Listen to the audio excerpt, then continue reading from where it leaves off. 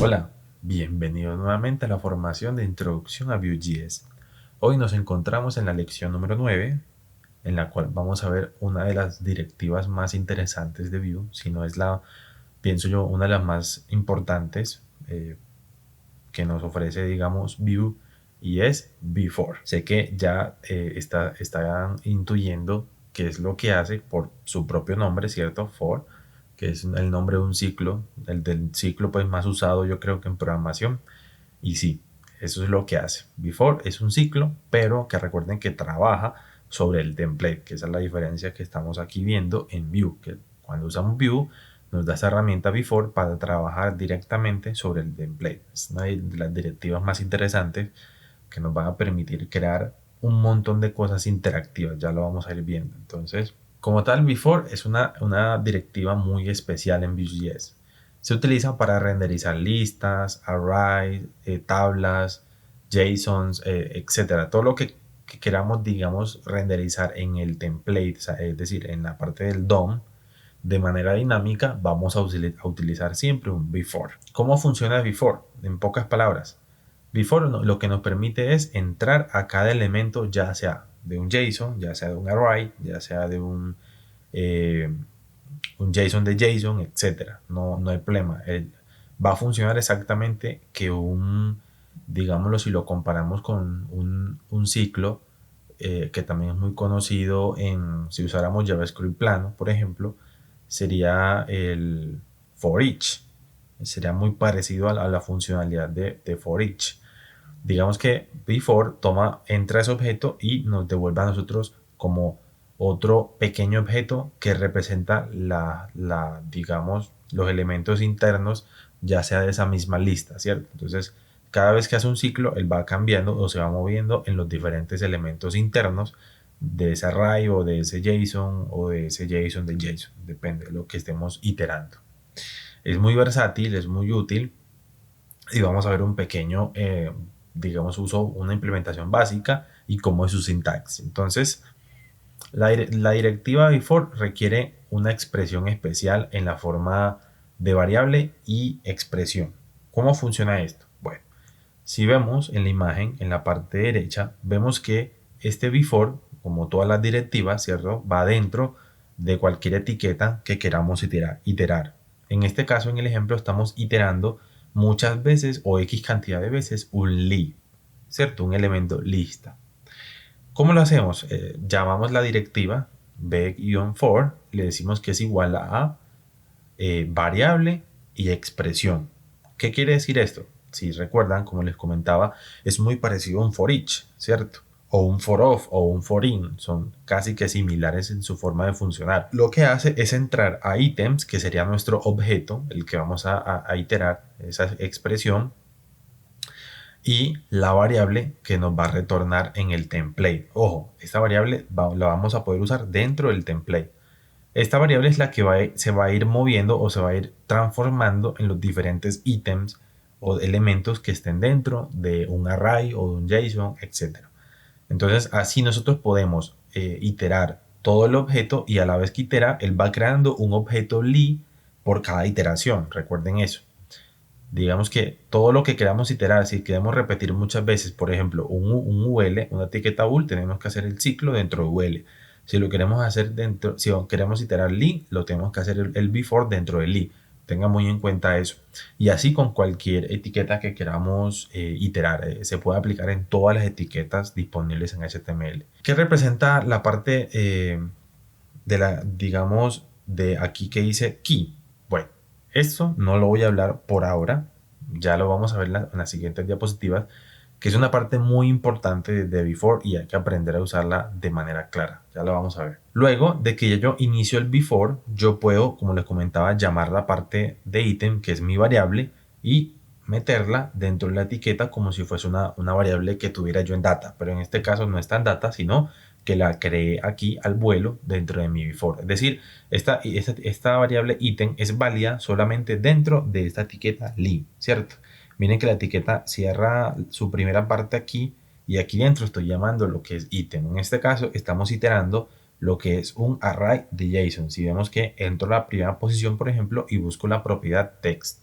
Esto es un array de JSON, pero podemos iterar arrays planos, array de 2 dimensiones, array de X dimensiones, JSON de JSONs, array de JSONs y demás tipos de estructura de datos. No hay ningún problema con eso. Entonces, aquí tengo otro ejemplo que es la iteración de objetos con before. Si vemos el ejemplo, aquí vamos a usar otro tipo de implementación que en este momento no la voy a profundizar porque digamos que es la forma avanzada de implementar before, pero quiero que también tengan presente que podemos iterar objetos sin ningún inconveniente. En este ejemplo, como ven, estamos iterando un JSON por dentro, o sea, es decir, un JSON de una sola profundidad, no un array de JSON ni un JSON de JSON, simplemente un JSON solito. Y miren que si usamos la estructura value y key, es decir, propiedad y valor, o clave valor, que es lo más común para utilizar dentro de un JSON, podemos acceder a cada una de esas clave valores que tiene dentro del JSON. Miren que aquí estamos renderizando lo que es valor y lo que es la clave, sin ningún plugin. En este caso, key pues pertenece o se declara como la clave del JSON. Recordemos que el JSON tiene una forma y es que sus claves son irrepetibles, no podemos tener dos claves iguales, por lo cual nos garantizamos pues usar siempre la clave como un valor único. Entonces, ahora sí, vamos a ver lo que es la importancia del valor o el atributo key. El atributo key, primero, es un atributo que Vue utiliza y nos lo pide a nosotros, no de manera obligatoria, pero sí de manera obligatoria cuando queremos rastrear cada una de las iteraciones por individual, ¿sí? Es decir, volvamos aquí al ejemplo anterior. Si yo quiero iterar este JSON, yo lo puedo hacer simplemente utilizando de la primera comilla hasta la última, sin necesidad de usar el atributo key. No hay ningún problema, me va a funcionar exactamente igual.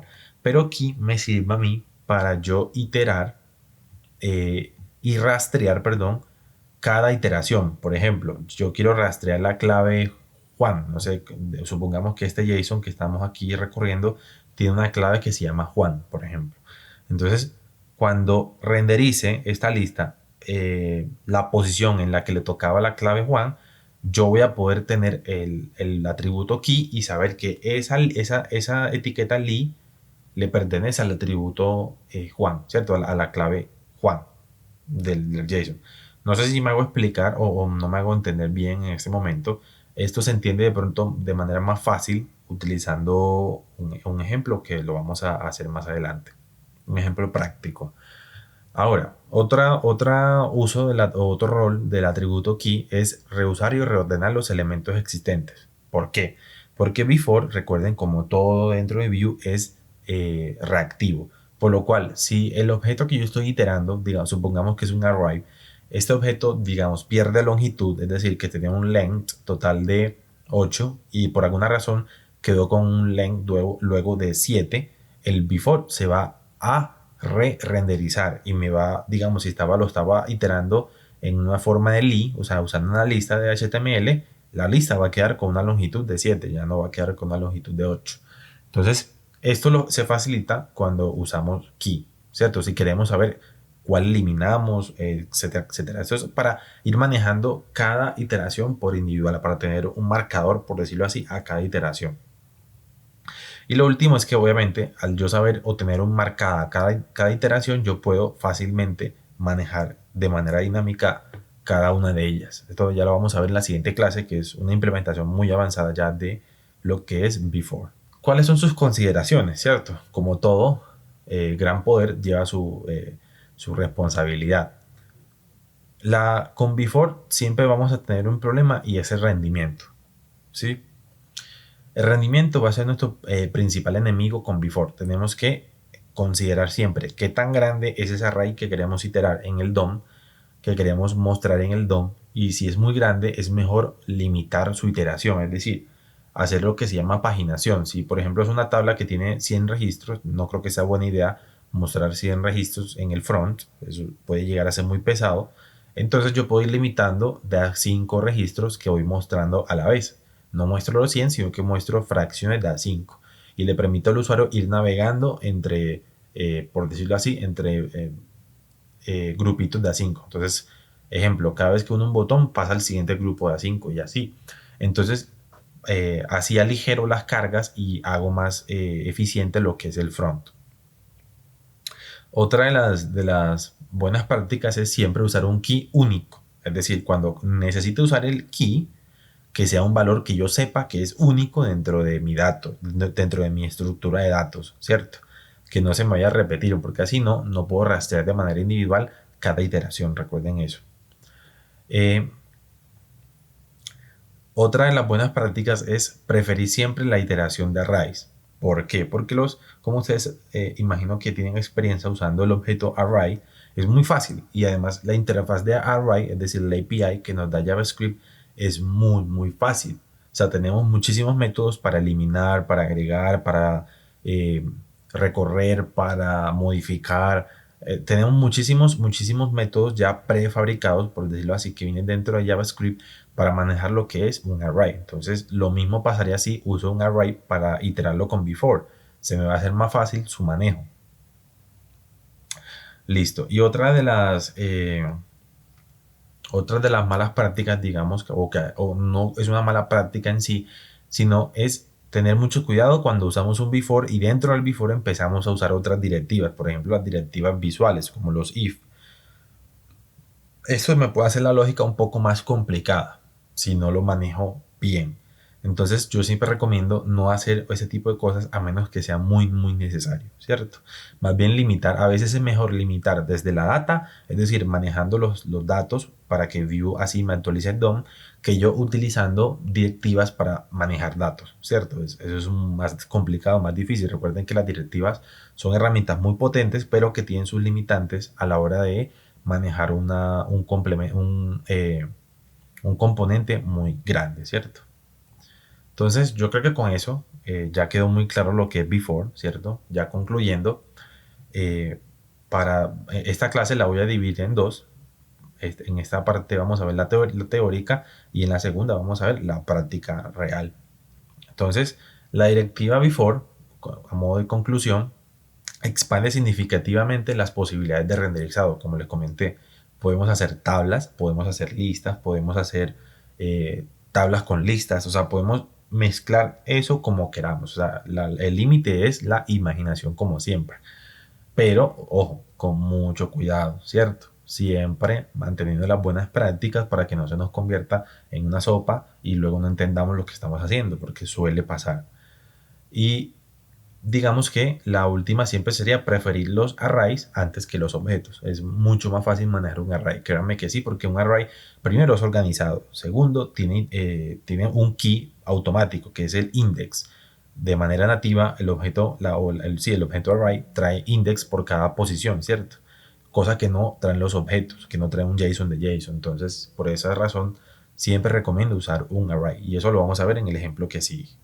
Entonces, yo creo que podemos dejar aquí y continuamos nos vemos en la segunda parte de esta lección, donde vamos a hacer un ejemplo práctico. Espero que les haya gustado y nos vemos allá.